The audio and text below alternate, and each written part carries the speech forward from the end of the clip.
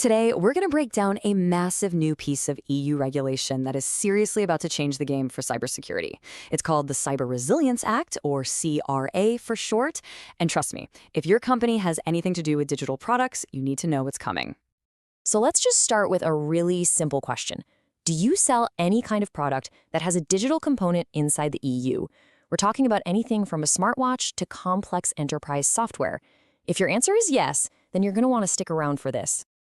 Okay, so what exactly is the CRA? Well, think of it as a new EU-wide rulebook. Its whole purpose is to create a mandatory cybersecurity baseline, a minimum standard, for pretty much every single product with a digital element that's sold in the Union. This is a huge shift, moving away from voluntary standards to actual binding legal requirements. So, here's our plan. We're going to cover what the CRA is, what happens if you don't comply, spoiler, it's expensive, how you can prove you're compliant, the two main paths you can take to get ready, and then we'll finish with a little reality check for the whole industry. All right, let's dive into our first section. What is the CRA? Time to understand the new rules of the game. At its heart, the CRA really boils down to three core demands. First, your products have to meet specific cybersecurity standards from the get-go, right from the design phase. Second, you need to have solid processes for handling vulnerabilities, not just at launch, but for the product's entire lifecycle. And third, you have to be open and honest about security and report any incidents that happen. And here's the thing that's making everyone sit up and pay attention. The scope is enormous. We're not talking about a rule for just one sector. This applies to everyone. It doesn't matter if you're a tech giant like Apple or a tiny software shop just starting out. If your product is digital and it's on the market in the EU, you're in. So why is this causing such a stir? Well, because the consequences for getting this wrong are pretty severe. This is definitely not a regulation you can just afford to ignore.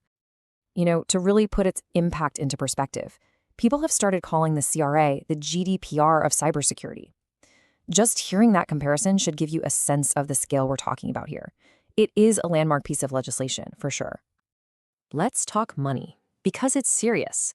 The fines, if you don't comply, start at a staggering 15 million euros. For a lot of small or medium-sized companies, a penalty like that isn't just a slap on the wrist. It could be a knockout punch. But wait, it gets bigger. For larger companies, the fine can be even worse. The alternative is up to 2.5% of your company's total worldwide annual turnover from the previous year. And they'll pick whichever number is higher. So for a company like Apple, we're talking about a potential fine in the billions. Now, this is where it gets really interesting when you compare it to GDPR. GDPR's language was a little bit fuzzy, right? It asked for relevant technical measures, which left a lot of room for interpretation. The CRA, not so much. It is way more prescriptive. It lays out a specific list of measures, processes, and outcomes. That makes it a lot harder to argue you've done enough if you haven't ticked the exact boxes. Okay, so if the stakes are that high, the next question is pretty obvious. How on earth do you prove you're compliant? Let's take a look at the pathways for that. First off, the CRA doesn't treat all products the same. It sorts them into 3 tiers based on risk. Way down at the bottom, you've got the general bucket for most digital products. Then you have critical products class 1, and right at the top, you have the highest risk stuff in class 2. Which bucket your product lands in dictates how tough the compliance process is going to be. And here are the paths to proving it. If you've got a standard non-critical product, you can probably get away with method A, which is basically a self-assessment. But as soon as your product is considered critical, you're going to need some kind of third-party sign-off. That could range from an external certification all the way up to Method H, which is a fully certified quality control system for your entire development process. The higher the risk, the more proof they want. So this all leads to a really big strategic choice. When you're faced with all these requirements, companies basically have 2 roads they can go down to get ready. Let's see what they look like. On the one hand, there's what you could call the compliance-driven approach. This is where you treat the CRA as just another annoying checklist you have to get through. This usually leads to a messy, fragmented security program, a mountain of paperwork, and, higher costs. But then there's the other road, the security-driven approach. This is the smart path. Here you focus on building a genuinely strong, holistic security strategy from the ground up.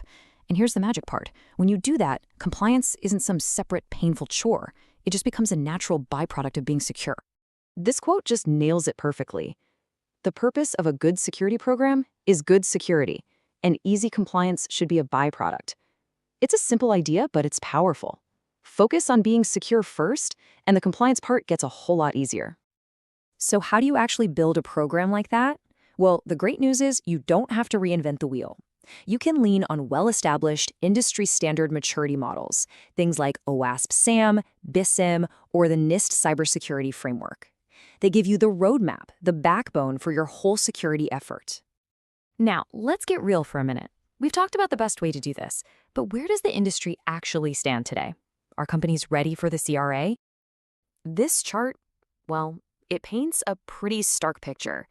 Some analysis has been done mapping the CRA's requirements to a standard security model, and the industry's average maturity score is about a 1.42. To be considered CRA ready, that score needs to be at least 1.55. It might not sound like a huge number, but there is a very real and very urgent gap that has to be closed. And when you dig into the details, some of those gaps are just massive. For example, take requirement-driven testing. The industry average score there is just a 1.05. To be ready for the CRA, that score needs to more than double to 2.13. That shows some really fundamental security processes are way behind where they need to be. And you don't have a lot of time to close these gaps. The CRA officially enters into force in the fall of 2024. 1 year after that, the reporting obligations kick in.